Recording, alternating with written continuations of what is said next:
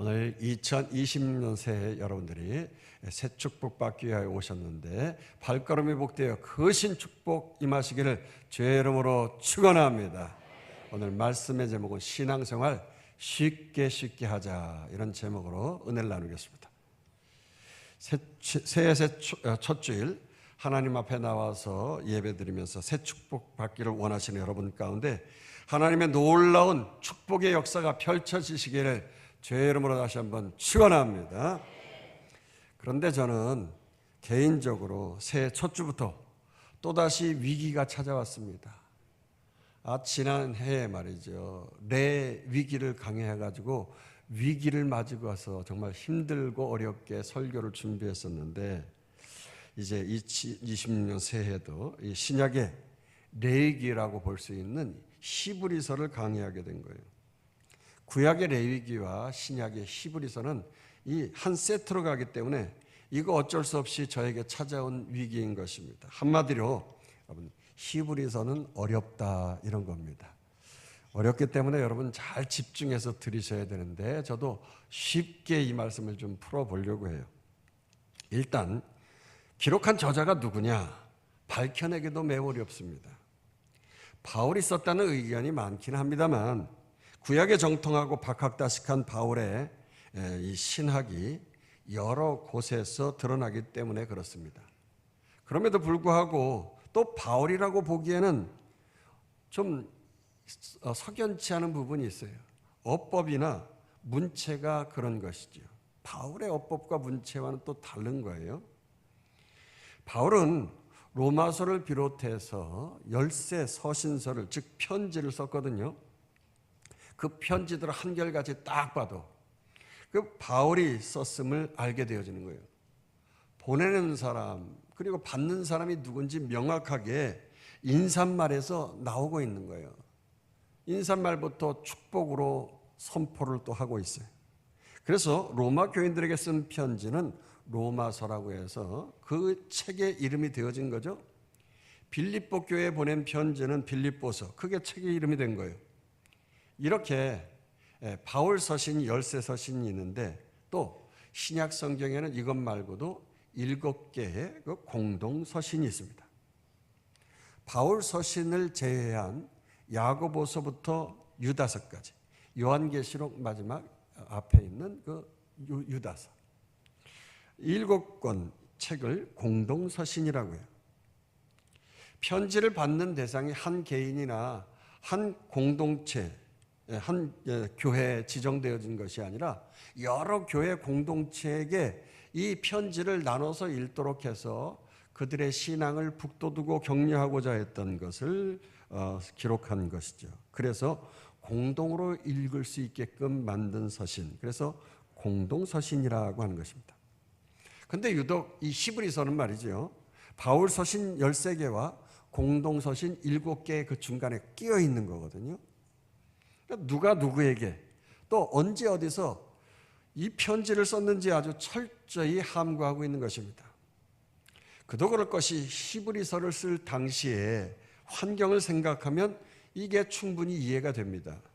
일단 본서는 AD 70년 예루살렘 성전이 파괴되기 이전에 기록되어진 것을 알 수가 있어요. 그걸 어떻게 알 수 있습니까? 이 본서에서 볼 것 같으면 구약의 희생제사와 낡은 유대주의가 아직 명맥을 이어가고 있었던 것입니다. 그래서 핍박받는 성도들이 이 유대교로 돌아가서 신앙생활을 하는 것을 보아서 알 수가 있는 것입니다. 그렇습니다. 당시 초대교회 성도들은 여러 가지 핍박을 받고 있었는데 1차로 AD 49년에 로마의 클라우디우스 황제에 의해서 유대인들의 재산을 몰수한 것입니다. 그래서 로마에서 다른 데로 쫓겨나는 이러한 어려움을 당하게 되어졌는데, 이때의 대표적인 사람이 브리스길라와 아굴라와 같은 부부가 쫓겨났던 것이죠. 그리고 본격적으로 AD 64년에 로마에 아주 대화재 사건이 일어났죠. 이로 인하여서 미치광이 네로 황제는 자신에게 쏠리는 그 대중의 불신을 기독교인들에게 뒤집어 씌웠어요. 자신이 물론 그 불을 나게 만든 장본입니다만 기독교인들에게 뒤집어 씌우고 말이죠. 수많은 성도들을 사자밥이 되게끔 해가지고서 순교를 당하게 했어요. 그러다 보니까 살아서 믿음을 지키려고 한다고 하면 이 로마의 지하의 무덤이 카타콤이라고 하는 것인데요. 여기로 피신해야 했어요. 그러니까 히브리서를 기록한 저자를 비롯해서 1절 기록의 대상, 기록의 장소, 기록의 연대를 발설치 못했던 것입니다. 근데 이건 저의 뇌피셜인데요. 히브리서는 바울이 기록했다고 생각을 해봅니다. 누가 봐도 이건 바울의 필적이다. 척 보면 알 수 있게끔 그렇게 바울이 쓰지 않았다고, 아주 바울이 머리를 좀 굴린 그런 사람인 것 같다고 생각이 들어요. 다른 13권의 서신과는 달리 전혀 바울스럽지 않게 필적을 바꿔서 그가 헬라어를 잘했습니다. 그렇기 때문에 특별히 우아한 이 헬라어 어법이 히브리서에 많이 배어나오고 있는데 그 헬라어 어법을 써가지고 기록했다고 보는 것입니다. 물론 바울이 어느 때 순교를 해도 두렵지 않은 것은 사실이겠지만 아직 때가 아닌 것이었어요. 지금 저토록 어려움에 처한 성도들을 생각해 볼 때 그들과 함께 믿음을 세워가면서 저들을 보호해야겠다고 하는 생각이 쩔쩔 끌어넘치지 않았겠어요. 그러다 보니까 익명으로 기록을 하면서 저들을 보호하고자 했던 것이죠. 자, 그러나 사실 누가 썼는지 그게 왜 중요합니까? 괜히 바울이다 아니다 따지면서 서로 의견이 갈라지고 해서 히브리서를 더 어렵게 만들면 안 되겠어요. 그래서 이제 어려운 히브리서를 한 절 한 절 우리가 살펴보도록 하겠는데, 오늘 설교 제목 뭡니까? 신앙생활 쉽게 하자, 이런 제목 아닙니까? 그렇습니다. 어려운 레위기 그 율법의 말씀을 우리 주 예수 그리스도로 말미암아서 그 율법을 다 이루고 완성시키신 줄로 믿습니다. 우리는 절대 죽었다 깨도 그 율법을 살아낼 수가 없는 거예요. 왜 그렇습니까? 구약의 제사는요, 완벽한 제사가 아니에요. 죄를 지었을 때 피의 제사를 드려야 되는 거거든요. 희생의 제사. 제물을 계속 바치면서 그것을 태워서 올려드려야 돼요. 그런데 웬은인지 웬사랑인지 우리는 그 피 한 방울 손에 묻히지 아니하고 그 번제의 연기를 한 모금도 안 마시고 그저 하나님과의 의로운 관계를 맺을 수 있도록 예수 그리스도의 은혜 가운데 그저 믿음으로 그분을 믿기만 하면 그 아름다운 은혜가 우리에게 주어진 줄 믿으시기를 축원합니다.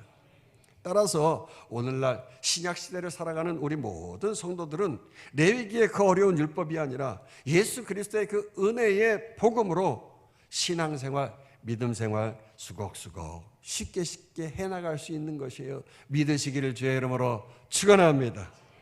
여러분, 그래서 이런 핵심을 기억하면서 오늘 본문을 좀 보도록 하십시다. 여러분, 당시 상황인지라 히브리서는 편지의 일반적인 인사말을 생략하고 아주 핵심적인 말, 알아듣기 쉽게 아주 선포하면서 기록하고 있네. 참 이게 누가 썼는지요. 정말 저자는 탁월한 설교가임을 좀 볼 수가 있게 됩니다. 1절에서 2절 보십시다. 옛적에 선자들을 통하여 여러 부분과 여러 모양으로 우리 조상들에게 말씀하신 하나님이 이 모든 날 마지막에는 아들을 통하여 우리에게 말씀하셨으니 이 아들을 만유의 상속자로 세우시고 또 그런 말미암아 모든 세계를 지으셨느니라. 오늘 설교 제목은 그저 신앙생활 쉽게 하자 이렇게 말씀했습니다만 2026년 올해의 말씀 뭡니까? 히브리서 3장 1절 예수를 깊이 생각하자 이렇게 말씀했어요. 근데 오늘 본문은 그 예수가 어떤 분이시라고 처음부터 선포하고 있습니까? 바로 그 예수는 천지 만물을 창조하신 전지전능하신 하나님이시라고 말씀하고 있어요. 할렐루야. 그런데 하나님의 입에서 이렇게 나오는 말씀, 이 말씀으로 천지를 창조하셨다고 하시는데 이 말씀이 얼마나 능력 있고 파워풀하면 말이죠. 모든 만물을 입으로 창조하셨는가, 말씀으로 창조하셨는가 하는 거예요. 여러분, 우리가 말을 하면 그래서 그 말은 우리 안에서 나오는 거거든요. 안에서. 말이랑 우리랑 분리되어진 물건이 아닌 거예요. 내 생각, 내 마음, 내 인격이 곧 밖으로 드러난 것이 말입니다. 그렇기 때문에 하나님 입에서 나온 말씀은 그냥 소리가 아닌 거예요. 단순한 소리가 아니에요. 그 말씀은 하나님의 생각, 하나님의 능력, 하나님의 생명 그 자체라고 하는 거죠. 생명. 그리고 그 하나님에서 나온 말씀이 사람이 되어서 이 땅에 나오신 분이기 때문에 이 땅에 나오신 분, 그 예수 그리스도라는 거예요. 그렇기 때문에 예수님은 피조물이 아니라는 것입니다. 하나님 안에서 나온 하나님 자신이시고 하나님의 생명체이시고 하나님에서 나온 거기 때문에 아들이라고 불러주시는 거예요. 본문에 보면 또 그 아들을 상속자라고 표현했어요. 여러분, 아들이 다 아들이 아닙니다. 아들 중에 상속자는 특별한 아들인 것이에요. 아버지의 모든 걸 좌지우지하면서 대를 물릴 수 있는 권세가 있는 아들이 바로 상속자인 것입니다. 바로 그 아들 예수 그리스도를 만유의 상속자로 세웠다고 하십니다. 그리고 그 만유의 상속자를 마지막 때에 우리에게 직접 말씀하시고 대화하시고 교제하시고 의로운 관계를 맺을 수 있도록 사람의 몸으로 이 땅에 보내주셨다는 것입니다. 그러나 옛적에 그 레위기가 선포되어지던 그 구약 시절에 어떻습니까? 아들이 아닌 특별한 사람을 통해서 모세야 모세야 아브라함아 아브라함 개개인에게 그렇게 하나님이 말씀하신 것이에요. 또 그리고 여러 선지자들을 통해서 여러 부분과 여러 부분으로 하나님이 직접 말씀하신 것입니다. 어떤 선지자를 통해서는 심판의 말씀을, 어떤 선지자를 통해서는 축복의 말씀을, 또 어떤 선지자를 통해서는 전쟁이 일어날 것을 예언의 말씀을 여러 부분을 통해서 말씀하신 것입니다. 그러니 여러분, 이 말씀이 얼마나 제한적인지 몰라요. 그 선지자가 살고 있는 그 근처에 가서나 그 말씀을 들어야지 들을 수 있는 것이지요. 그러니 말씀이 희귀할 수밖에 없는 겁니다. 또 어떻습니까? 구약 우리 레위기를 살펴보았는데 대제사장이 1년에 한 번씩 그 하나님의 말씀을 듣기 위하여서 지 성소에 들어갔어요. 들어갈 때에도 죄가 있으면 직사해서 죽기 때문에 옷에 방울을 달고 다리에 묶고 말이죠. 끈을 묶고서 딸랑딸랑 소리가 안 나면 죽은 줄 알고 그것을 끄집어 그 사람의 시체를, 대제사장의 시체를 끄집어내기 위해서 끈을 잡아당겨야 할 정도로 그렇게 하나님의 말씀을 듣기 위해서 죽음을 무릅쓰고 들어갔다고 하면 이건 말 다 한 거 아니겠어요? 그러나 오늘날 은혜의 시대, 이 신약 시대를 살아가는 우리들에게는 예수 그리스도로 말미암아 언제 어느 때든지 만유의 상속자, 그 천지 만물을 창조하신 그 파워풀한 말씀이 우리에게 들려지는 줄로 믿습니다. 자, 그런데 그렇다고 말이죠. 신약 시대를 살아가는 우리들이 그 구약은 이제 완전히 다 끝난 것이고 새로운 신약 시대, 예수 그리스도의 은혜의 시대가 열렸다고 구약 무용론을 주장해서는 절대 안 되는 것입니다. 여러분, 물론 상속자가 중요합니다. 그렇지만 상속자는 어떻게 나왔습니까? 이 상속자는 어머니가 배 아픈 고통 중에 태어나게 된 겁니다. 배 아픈 어머니의 고통, 그 율법이 있었기 때문에 상속자가 태어날 수 있었던 거예요. 이사야를 통해서 상속자가 태어날 거라고 계속 선포되어지지 않았습니까? 그리고 수많은 선지자들이 예언을 통하여서 율법의 말씀을 가지고 너희들 그렇게 계속 제사 드리지 말고 메시아가 태어날 거라고 그분을 믿어야 된다고 하면서 계속 이 배 아픈 이 어머니의 율법의 말씀을 계속 선포한 거예요. 그리고 마침내 하나님은 그 율법의 어머니의 진통을 통해서 드디어 상속자 메시아가 태어나게 되어진 것입니다. 그분이 바로 구약의 선지자들 여러 부분 여러 모양을 통해서 예언한 예수 그리스도이십니다. 믿으시기를 주의 이름으로 축원합니다. 그 예수님은 하나님 몸에서 나온 하나님의 영광의 광채시고 그 하나님 본체가 눈에 보이는 형상으로 태어났다는 거예요. 인간의 고통인 죄를 정결하게 하고자 인간의 몸을 입고 눈으로 보이도록 성육신하신 겁니다. 상속자가 되어지셔서 이 땅에 태어나신 건데, 여러분 상속자가 뭡니까? 아버지의 모든 걸 좌지우지하는 권세를 가진 자, 그것이 상속자입니다. 그런 능력을 가지시고 그 예수님이 이 땅에 오셨다는 것이죠. 오늘 본문 3절은 그래서 이렇게 말씀하고 있습니다. 이는 하나님의 영광의 광채시요 그 본체의 형상이시라. 그의 능력의 말씀으로 만물을 붙드시며 죄를 정결하게 하는 일을 하시고 높은 곳에 계신 지극히 크신 이의 우편에 앉으셨느니라. 여기에 본체의 형상이란 말은 틀로 찍어내다, 이런 원어의 뜻이 있는 것입니다. 이게 무슨 말이냐고 하면, 당시 동전을 만들 때 일일이 뭘 끌로다가 새겨가지고 그렇게 동전을 만든 게 아니에요. 틀에다 찍어서 동전 모양과 일치할 때에 그 동전의 값어치를 인정받게 되는 거죠. 이처럼 예수님은 거듭 말하지만 하나님 그분의 본체와 똑같이 찍어서 나온 것처럼 형상과 본질상 동일하게 하나님의 영광의 광채가 나는 참 하나님이시라는 것입니다. 그 예수님이 이 땅에 오셔서 하신 일이 뭐냐?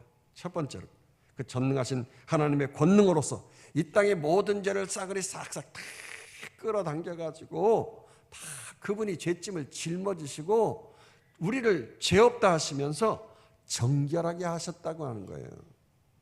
여러분, 죄가 있고서는 하나님과 가까이 할 수도 없고 의로운 관계를 맺을 수 없고 영원한 하나님 나라에 갈 수도 없는 것입니다. 더욱이 죄의 삭은 사망이라고 했기 때문에 그 죄로 인하여 이 땅에 죽음이 찾아온 거예요.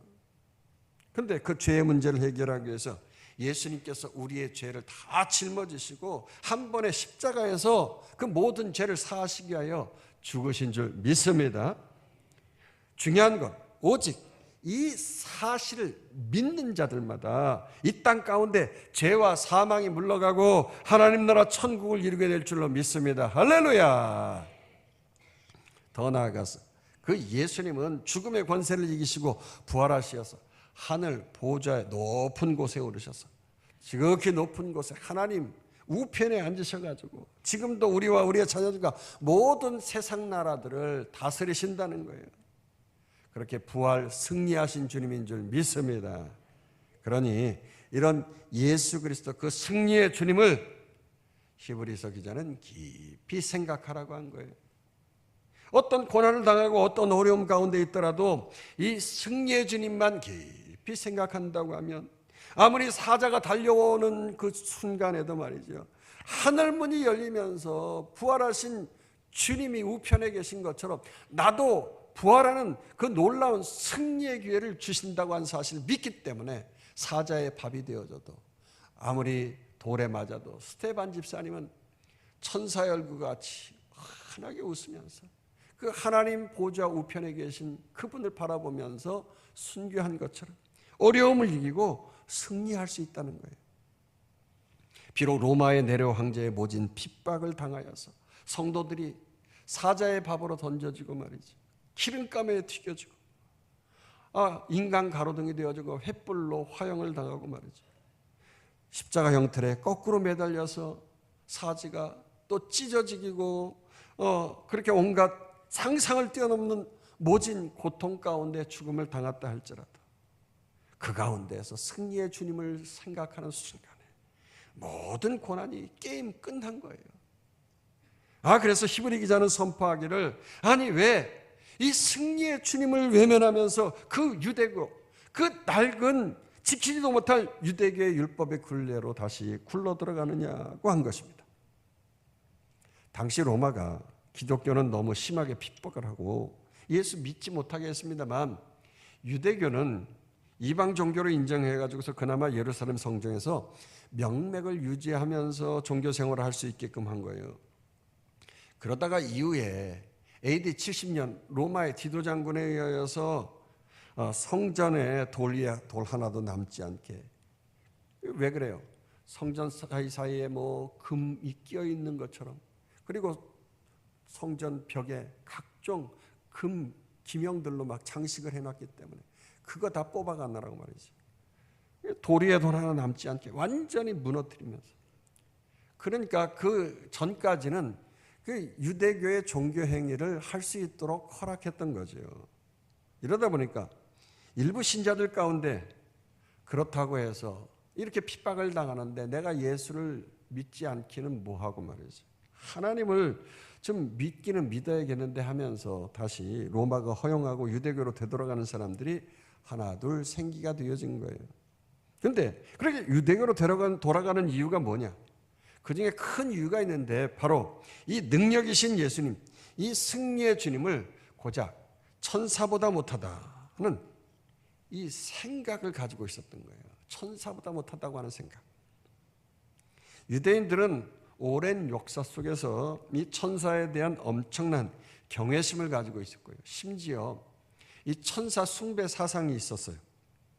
그도 그럴 것이 구약에 등장하는 천사들은 하나같이 힘과 지혜와 능력을 소유하고 있었던 것을 볼 수 있어요. 실례로 히스기야 왕 때에 아수르 군사가 18만 5천 명이 쳐들어와서 예루살렘 성을 포위하고 온갖 모욕과 별시를 퍼부으면서 막 그렇게 공격을 하고 있었어요. 이때 여호와의 사자 그 천사가 단번에 무찔러 가지고 그야말로 손에 피 한 방울 묻히지 아니하고 승리한 일이 있었거든요. 열왕기하 19장 35절 읽어봅시다. 이 밤에 여호와의 사자가 나와서 아수르 진영에서 군사 18만 5천 명을 친지라. 아침에 일찍 일어나 보니 다 송장이 되었더라. 뿐만 아니라 구약의 여러 곳에서 천사의 활동이 나타나고 있는데 다니엘 9장에 볼 것 같으면 다니엘이 원하고 기도하는 기도 제목을 하나님이 응답하시자마자 천사 가브리엘이 마치 쿠팡맨처럼 말이죠. 빨리 날아가지고 하나님의 기도의 응답을 전달하는 메신저로 쓰임을 받았다는 거죠. 다니엘 9장 21절에서 23절. 곧 내가 기도할 때에 이전에 환상 중에 본 그 사람 가브리엘이 빨리 날아서 저녁 제사를 드릴 때쯤에 내게 이르더니 내게 가르치며 내게 말하 이르되 다니엘아 내가 이제 내게 지혜와 총명을 주려고 왔느니라. 곧 내가 기도 시작할 즈음에 명령이 내렸으므로 이제 내게 알리러 왔느니라. 너는 크게 은총을 입은 자라. 하나님의 그 기도응답이 시작할 쯤에 벌써 이게 응답이 내려와 가지고 완전 당일 배송, 아니 새벽 배송, 즉시 새벽 배송했다 이런 말이에요. 여러분 그렇습니다. 이렇게 천사는 하나님의 소식을 전달하는 자라는 거예요. 그리고 그 수는 헤아릴 수도 없이 많다고 하는 거예요. 예수님께서 말씀하시는데 하나님 보좌에 가까이 계셔서 하나님께 경배하는 자들이 그렇게 수없이 많다라고 말씀하시는 거예요. 계시록 5장 11절에서 12절 보십니다. 내가 또 보고 들은즉 보좌와 생명들과 장로들을 둘러선 많은 천사의 음성이 있으니 그 수가 만만이요 천천이라 큰 음성으로 이르되 죽임을 당한 어린 양은 능력과 부와 지혜와 힘과 존귀와 영광과 찬송을 받으시기에 합당하도다 하더라. 여러분 참 그렇지 않습니까? 여러분이 이제 어떤 물건을 배송 받으셨을 때 쿠팡맨에게 말이죠. 아유 감사합니다 하면서 물론 새벽 배송할 때는 잘 보지 못하겠지만 그분 띵동하고 이렇게 배송 왔다고 할 때 그분 붙잡고 말이죠. 너무 감사하다고 그럽니까? 아니잖아요. 보낸 사람 있잖아요. 물건 쿠팡으로 보낸 사람에게 전화해가지고 아유 감사합니다 하고 감사의 전화를 해야지 쿠팡맨에게 감사할 필요가 없는 거예요. 그 쿠팡맨은 그냥 배달만 하는 것뿐이라고요. 지금 여러분 가톨릭이나 뭐 사이비 종교들은 말이죠. 이런 우상 숭배를 해요. 우상 숭배. 이 천산 숭배죠. 바로 천산 숭배. 이런 어리석은 여러 이유 때문에 여러분 히브리서 기자는 절대 그런 일 하지 말라는 거예요. 당시 유대인들에게 천사 숭배 세상이 매우 성행했는데요. 히브리서 기자는 아주 의도적으로 그래서 천사와 예수님을 비교하면서 설명하고 있는 거예요. 그래서 히브리서 1장 4절만 한번 읽어보도록 합시다. 그가 천사보다 훨씬 뛰어남은 그들보다 더욱 아름다운 이름을 기업으로 얻으심이니. 여기에 보니까 그가는 예수님인데 예수님이 천사보다 얼마나 뛰어난 줄 아느냐 하는 거예요. 천사보다 더욱 아름다운 이름을 기업으로 얻었다는 거예요. 천사와 달리 예수님의 이름에는 능력이 있다는 거예요. 모든 세상을 이름으로 기업 운영하듯 운영하고 다스릴 수 있다, 그런 말이에요. 예수님의 이름으로 기업을 운영하듯이 다스리신다는 말씀인데, 여러분, 기업이 뭡니까? 구멍가게 정도가 아니잖아요. 현대삼성 그런 기업처럼 그런 축복의 운영권을 그 이름 가운데 주셨다는 거예요. 믿으시길 주의 이름으로 축원합니다. 그러므로 우리 성도들은 대기업 같은 그 예수님의 이름의 능력을 가지고 선포하면서 나아가면 우리들도 영적으로 축복받고 능력의 대기업의 삶을 살아가는 성도가 될 줄로 믿습니다. 그러므로 우리는 예수의 이름을 가지고 선포해야 되는 거예요. 예수의 이름으로 명하노니 사탄의 세례가 물러갈 지어다. 할렐루야. 더 나아가서 예수의 이름으로 명하노니 질병은 떠나갈 지어다. 예수의 이름으로 명하노니 관계의 문제는 풀려질 지어다. 그렇게 예수의 이름의 능력을 가지고 선포하면 되는 겁니다. 그 이름 가운데 축복의 운영권이 있는 거예요. 그러므로 대기업이 되어지기 위해서는 여러분의 구멍가게 같은 그 인생을 변화시켜야 되는 예수의 이름으로 선포하면서 나아가시길 주의 이름으로 축원합니다. 이렇게 하나님의 이름은 너는 내 아들이라, 너한테 네가 나왔다고, 내가 낳았다고, 나의 기업이고 상속자고 맏아들이라고 말하신 것처럼, 여러분, 천사에게는 그런 말 한 적이 없으신 거예요. 아무리 어떤 잘난 가브리엘 미가엘 천사라도요, 이리저리 바쁘게 바람처럼 날아다니고 하나님을 돕는 자로 쓰임받을 뿐이지요. 아무리 번쩍번쩍 불꽃처럼 찬란해 보이는 천사라 할지라도 그들은 하나님이 파송한 쿠팡맨에 불과한 거예요. 배송하다가 그거 배달사고 안 나게 열심히 노력하는 그 천사들인 것뿐이에요. 그래서 히브리서 1장 5절에서 7절은 이렇게 말하고 있습니다. 하나님께서 어느 때 천사 중 누구에게 너는 내 아들이라 오늘 내가 너를 낳았다 하셨으므로 또 다시 나는 그에게 아버지가 되고 그는 내게 아들이 되리라 하셨느냐. 또 그가 맏아들을 이끌어 세상에 다시 들어오게 하실 때 하나님의 모든 천사들은 그에게 경배할지어다 말씀하시며 또 천사들에 관하여는 그는 그의 천사들을 바람으로 그의 사역자들은 불꽃으로 삼으시느니라 하셨으되. 그렇습니다. 천사는 절대로 아들이 될 수가 없는 거예요. 기업을 물려받을 상속자가 될 수도 없고요. 심지어 양아들로 삼아주시지도 않는 거예요. 그저 일꾼에 불과하다는 것입니다. 그러나 예수 그리스도에 관하여서는 너는 내 아들이라 오늘날 너를 내가 낳도다 너는 내 아들이라 사랑하는 내 아들이라. 할렐루야. 그렇습니다. 아들에 관하여서는 계속해서 8절부터 12절까지 예수 그리스도는 아들의 신분을 뛰어넘어서 아예 창조주 하나님 되심을 구체적으로 묘사하고 있는 것입니다. 오늘 보면 1장 8절부터 12절까지 쭉 읽어봅시다. 아들에 관하여는 하나님이여 주의 보좌는 영영하며 주의 나라의 규는 공평한 규이니이다.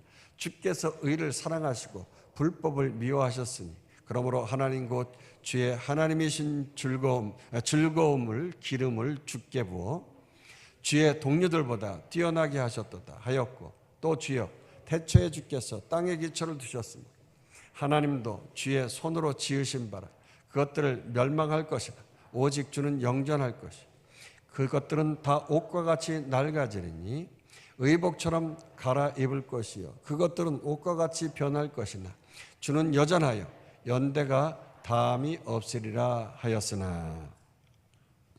그렇습니다. 8절에서 예수님은 하나님과 같은 존귀한 신분으로서 하나님 보좌에 앉으셔서 주의 나라를 다스리고 통치하시는데 그 임금들이 가지고 있는 통치권을 상징하고 있는 규를 가지고 계시다는 거예요. 이 규는 지팡이를 말하는 것인데 이집트의 그 파라오 왕이 이 지팡이를 가지고 있는데 그 이렇게 석상을 볼 것 같으면 이렇게 X자를 하고 그 지팡이를 두 개를 가지고 있잖아요. 하나 이렇게 꼬부라진 지팡이를 이렇게 들고서 그걸 규라고 하는 것이. 예수님의 통치와 다스림은 공평한 규라고 하는 것입니다. 예수님께서 말씀으로 이 땅을 통치하시고 다스릴 때 아무도 억울하거나 가난하거나 애통한 것이 없도록 공평하게 그 규로 다스리시는, 그래서 의로운 나라가 되게 하신다고 말씀하신 것입니다.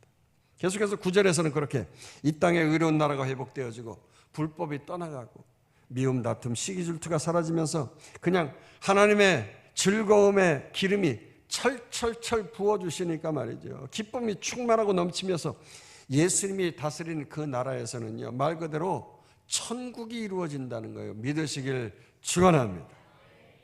여러분, 그러니까 아무리 수많은 종류의 천사들이 다스린다고 해도 그 주님과는 한마디로 애들 말처럼 뭐 잽이 안 된다 그런 말이에요. 월등한 존재일 수밖에 없다는 것을 말씀하는 것입니다. 계속해서 본문의 저자는 10절부터 12절까지 이 시편을 인용하고 있는데 시편 102편 25절에서 27절을 인용하는 것입니다. 예수님이 하나님 되시고 영원 무궁토록 불변하신 분이시다, 이것을 강조하신 것이죠. 여러분, 세상의 모든 피조물은 아무리 좋아도 옷이 낡아지는 것처럼 그렇게 낡아진다는 거예요. 여러분, 이 옷이 낡아지면 어떻게 처리합니까? 리사이클링 하는 데다가 의복 그 분리함에다 넣잖아요. 그럼 누가 그걸 꺼내다가 이제 입잖아요. 다 낡아지면 어떻게 하면 불로 태워버리잖아요. 그렇습니다. 이 세상 나라에 그 좋다는 것은 아무리 좋다고 해도 다 불심판을 당하게 된다는 거죠. 다 사라진다는 거예요. 그렇게 사라지고 드디어 그곳에 하나님께서 이루시는 새하늘과 새 땅이 도래하게 되는 거예요. 할렐루야. 그리고 그곳에 예수 그리스도께서는 창조주 되시는 분이시기 때문에 연대가 다함이 없도록 불변하시면서 그곳에서 영원 무궁토록 다스리신다고 했어요. 당시에 유대인들에게 있어서 이 시편, 그가 이제 히브리서 저자가 왜 시편을 인용했나고 하면 이 유대인들에게 있어서 시편은 날마다 읊조리는 암송책과 같은 것이었고요. 예배 때마다 봉독하는 예배의 책이었어요. 그렇게 친숙하고 권위가 있는 책이었기 때문에 이 시편 102편을 인용하면서 예수님이 누구신지 예수님의 권위를 더 이렇게 올려놓고자 하는 것이죠. 그 시편의 저자가 누구라고 명시되지는 않았습니다만은 시편 102편 바로 옆에 표제가 나와 있어요. 시편은 항상 그 표제가 있는데 가로놓기 하고 그 표제에 보니까 고난당한 자가 마음이 상하여서 그의 근심을 여호와 앞에 토로하는 기도다, 이렇게 표제가 붙어 있습니다. 그렇습니다. 지금 초대교회 성도들이 얼마나 공고한 상태에서 하나님 앞에 기도와 탄식을 하고 있는지 모르는 거예요. 그런 성도들을 향하여서 히브리 저자는 말이죠, 그 성도들의 마음을 이해가 되어진 것이죠. 그래서 자신의 개인의 말로 위로한 것이 아니라 이 시편의 곤고한 자의 기도가 된 이 시편을 인용해가지고 저들에게 힘을 준 거예요. 너희들은 잠시 잠깐 사라질 옷처럼 불타버릴 것이지만 그 세상의 것에 마음 두지 말라고. 세상의 것에 믿음 가지고 그렇게 영원한 믿음 가지고 살아야지 세상의 것에 믿음 가지고 살아가지 말라고. 영원히 번치 않냐고. 우리에게 영원한 기쁨과 평강 주시는 그 하나님 나라 천국에서 누리고 살아갈 수 있도록 예수를 깊이 생각하라고, 그렇게 힘을 준 것입니다. 이제 본문의 저자는 13절에서 14절 마지막까지 이번에도 또다시 시편을 인용하는데 시편 110편 1절을 인용했습니다. 그 표제가 뭐냐? 다윗의 시입니다. 여러분, 히브리인들에게 있어서 가장 존경하는 왕이 있는데 바로 다윗 왕 아닙니까? 오죽하면 자신들 나라의 국기를 별로 그려놨는데 그 별은 다윗을 상징하는 별이에요. 다윗을 국기에 그려놓고 존경을 하겠느냐 하는 거예요. 지금 히브리 기자는요, 그런 이스라엘 최고의 왕 다윗조차도 시편 110편 1절에서 다윗이 말한 내용을 이제 히브리서 기자가 인용한 것인데, 그 시편에서 다윗은 내 주라고 얘기했어요. 메시아 되시는 예수 그리스도를 내 주라고 고백했어요. 그러니까 천사보다 더 존귀하신 분이 메시아다. 그리고 그분은 하나님의 우편에 앉으셔서 영원토록 우리를 다스리실 참 왕이 되신다. 이런 고백을 바로 시편에서 고백한 것인데, 오늘 히브리서 기자는 그 본문을 인용한 것입니다. 14절에서 14절 읽습니다. 어느 때 천사 중 누구에게 내가 내 원수로 내 발등상이 되게 하기까지 너는 내 우편에 앉아있으라 하셨느냐. 모든 천사들을 섬기는 영으로 구원받을 상속자를 위하여 섬기라고 보내심이 아니냐. 천사들에게는 그 누구에게라도 하나님 보좌 우편에 앉으라고 한 적이 없다는 겁니다.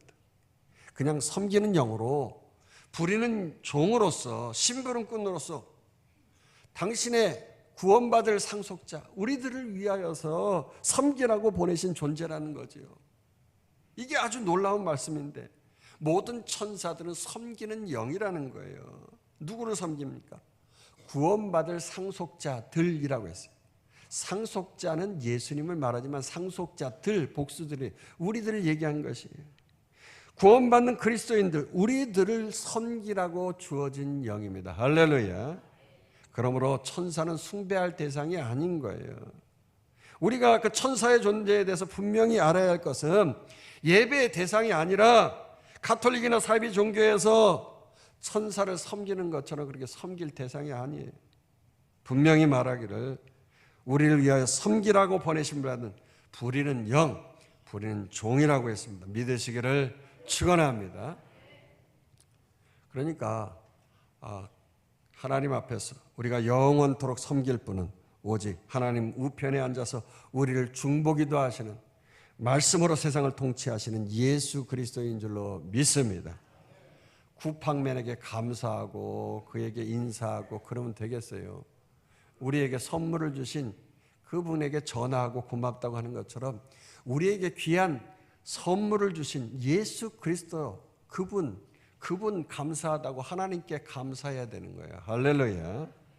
여러분, 옛날에 그리스, 로마, 바벨론, 페르시아 당시에 임금이 적국의 왕이나 그 장수들을 사로잡으면 어떻게 했습니까? 영화 300에서 300에 볼 것 같으면 그 왕이나 장수들을 사로잡은 다음에 그들의 발 밑에 꿇혀서 발등상으로 만드는 거예요. 무슨 말입니까?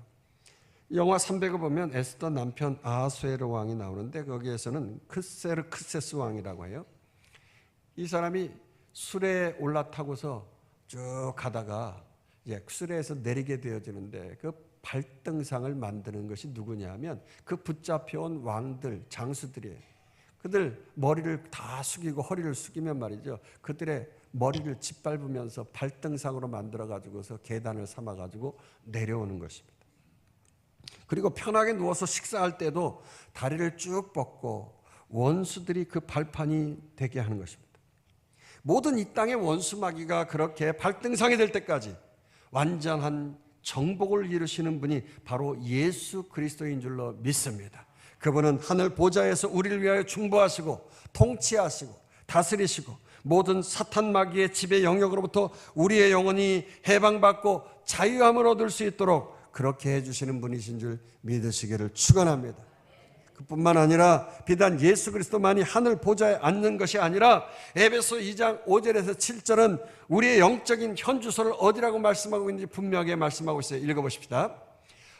허물로 죽은 우리를 그리스도와 함께 살리셨고 너희는 은혜로 구원을 받은 것이라. 또 함께 일으키사 그리스도 예수 안에서 함께 하늘에 앉히시니 이는 그리스도 예수 안에서 우리에게 자비하심으로써 그 은혜의 지극히 풍성함을 오는 여러 세대에 나타내려 하심이라. 그렇습니다. 웬 은혜인지 웬 사랑인지 허물로 죽은 우리를 그리스도께서 살리셨다는 거예요.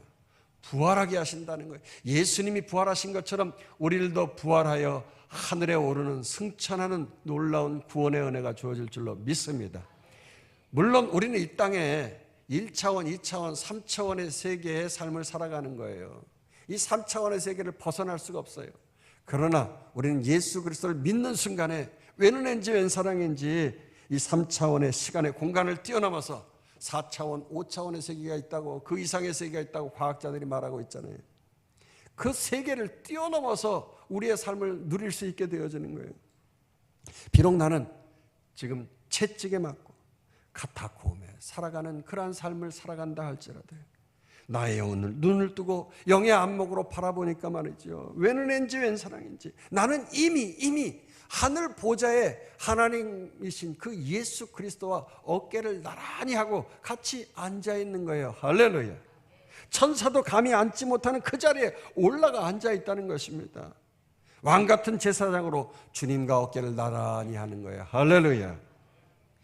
여러분, 제사장이 하는 일이 뭡니까? 사람과 하나님 사이의 관계를 위하여서 중보기도 하고 하나님의 말씀으로 이 땅을 통치하고 다스리는 거예요. 우리도 그렇게 주님과 똑같은 왕같은 제사장의 사명과 축복이 주어지는 거예요. 할렐루야. 그러므로 성도 여러분, 신앙생활 너무 어렵게 하지 말고요, 쉽게 하십시다. 율법에 얽매여 가지고 아이고 이것도 해야 되고 저것도 해야 되고 그것도 못하고 저렇게 못하는데 하면서 나의 삶을 정죄와 부담 속에서 그렇게 살아가지 말고요, 하나님이 나에게 웬은인지 웬사랑인지 다 모든 것을 씻어주시고 죄 없다 하시고 은혜 위에 은혜를 더해 주신 그 삶으로 쉽게 살아가시길 주의 이름으로 축원합니다. 여러분, 영적 부담을 갖는 것은 하나님이 원하시는 신앙생활 아니에요. 우리는 이미 예수 그리스도 안에서 자유함을 얻은 사람이에요. 할렐루야. 십자가로 구원받고 부활로 새 생명을 얻었습니다. 그러므로 이미 예수님과 함께 하늘 보좌에 앉은 구원받은 존재인 것이에요. 그러므로 비록 올 한 해를 살아가면서 눈물과 근심이 있을지라도 나는 하나님의 은혜 안에 있는 사람이라고 선포하시길 주의 이름으로 축원합니다.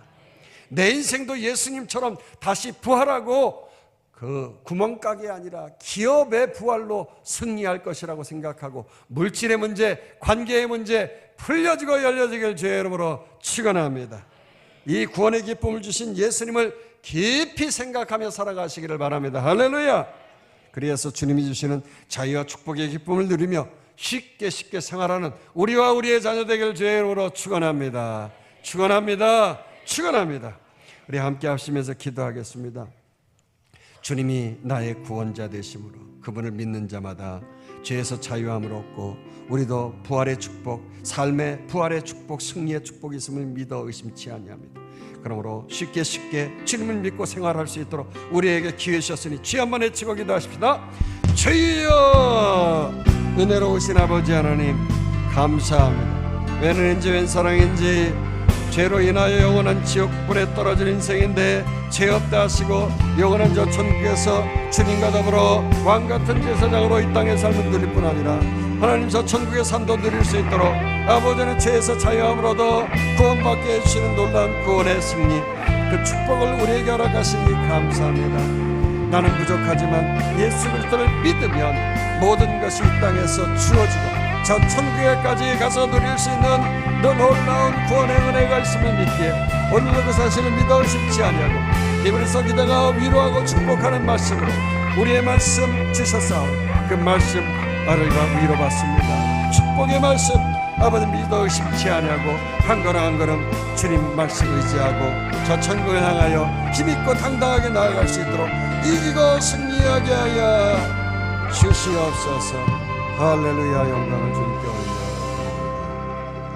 사랑의 주님 감사합니다. 이 땅의 삶을 살아갈 때 우리는 영원한 지옥의 땔감밖에 되지 못하는 인생인데 웬은인지 웬사랑인지 하나님이 말씀이 되어져 이 땅에 오시고 사람의 몸을 입으시고 그 능력이 있으신 예수 그리스도로 우리가 구원받게 해주시니 감사합니다. 주님이 부활하신 것처럼 우리 인생도 부활하고 승리할 줄로 믿습니다. 기업으로 승리할 줄로 믿습니다.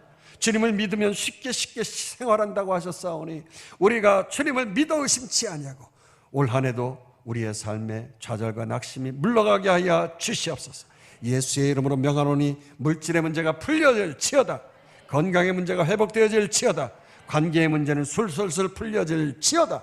주의 나라와 영광을 위하여 회복되어지는 놀라운 기적을 경험하고 우리의 신앙생활 편하게 쉽게 할 수 있도록 우리를 깨우치신 그 사실을 믿고 의심하며 오늘도 아멘으로 선포하여 싸우니 할렐루야. 하나님 앞에 고백하여 싸우니 우리의 삶 승리하게 하여 주시옵소서.